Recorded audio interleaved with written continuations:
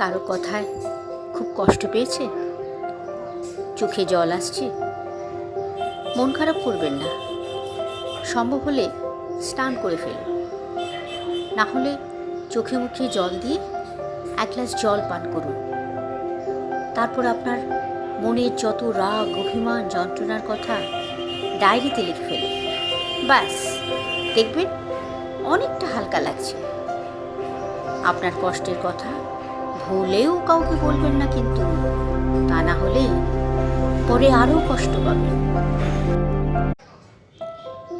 কারো কথায় খুব কষ্ট পেয়েছে, চোখে জল আসছে, মন খারাপ করবেন না।